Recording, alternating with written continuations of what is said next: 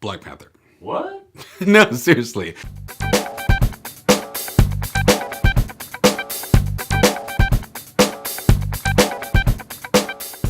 Black Panther, you thought I was going to say like Empire or Power or something, but no.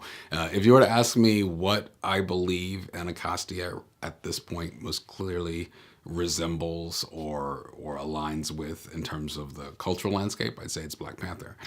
Stay with me, because we certainly don't have, hundreds of millions of dollars in production or promotion costs, and there's, no vibranium. But what there is something that is even more important in its similarity, which is Black Panther right now is sparking a lot of conversations about how something we once believed wasn't possible, that there wouldn't be an audience, that there wouldn't be the talent pool, that there wouldn't be the opportunity or the interest in a African-American driven version of something that had been previously a very specifically defined genre. It wasn't that there weren't black superheroes. There certainly were. There were black mainstream superheroes.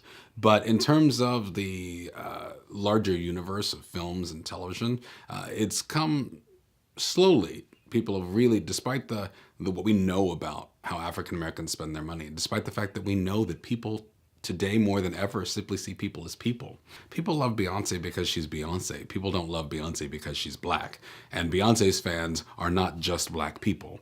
But there's still a mindset, particularly in the very risk-averse entertainment world of, we have to play it safe. We can't take risks. And while, I personally would love to back this kind of entertainment, I just don't know if it will sell. And what that's done is put an onus and a responsibility on creators and artists willing to collaborate outside that mainstream decision-making process to sort of prove the viability of that art first. And to that end, we're very lucky to be living and working in a digital era.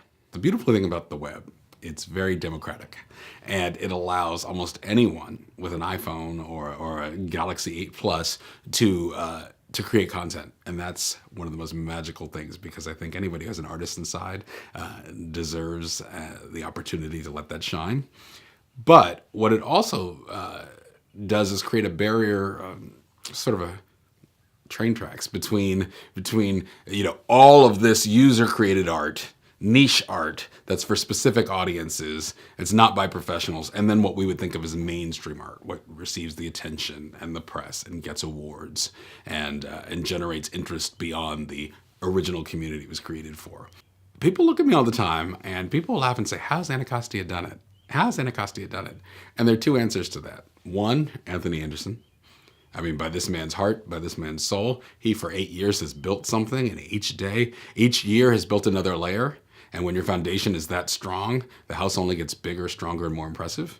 And so this house that Anthony built really speaks for itself. But the other answer is we had no business to. We had no business to, according to everyone. According to everyone, a show like this should not be in Emmy contention, let alone win one.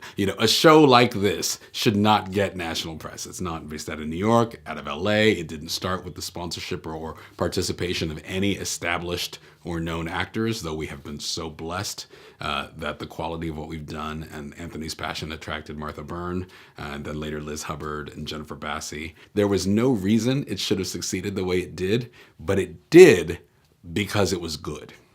And so I'm hoping that Anacostia is the beginning.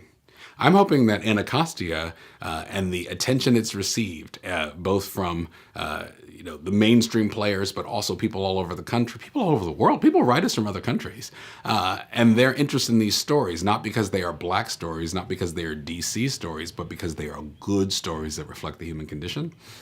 I am sincerely hoping that that will lead to more opportunities for people of color, for LGBT artists, for people with a feminist point of view, all these niches that people said couldn't do. Well, the internet has democratized that, but there weren't those proofs of concept out there that will now start attracting the mainstream sponsorship. So what Black Panther is doing for comic book movies, obviously on a scale that's like, I think Anacostia really has done. Anacostia is something that stands alone as a proof of concept that a genre that people previously felt could only work commercially and critically in a very specific way absolutely had room for, in fact, pent-up demand for these kinds of stories, people, and places that have been historically underrepresented on screen for the first time in a way that feels authentic and aspirational.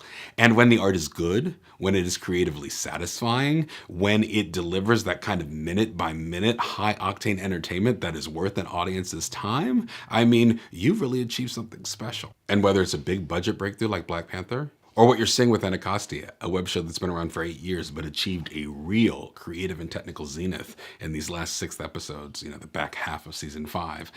What we're doing is proving once and for all those stereotypes can be shattered and new heights can be achieved. And it makes me just want to give Anthony Anderson a big hug, because if his dream hadn't been realized in this way, which was completely up to him inspiring enough people to come along when this thing should never have worked at all, we wouldn't be here. And so that's why I say Black Panther. I don't think people realize that Wesley Snipes was trying to develop Black Panther for decades, and it's finally come to be. But now that it's here, it's that proof of concept. So I know you were expecting more of an Empire or a Power or some kind of Generations, some kind of show, in the African American timeline of soap opera. But I think it's bigger than that.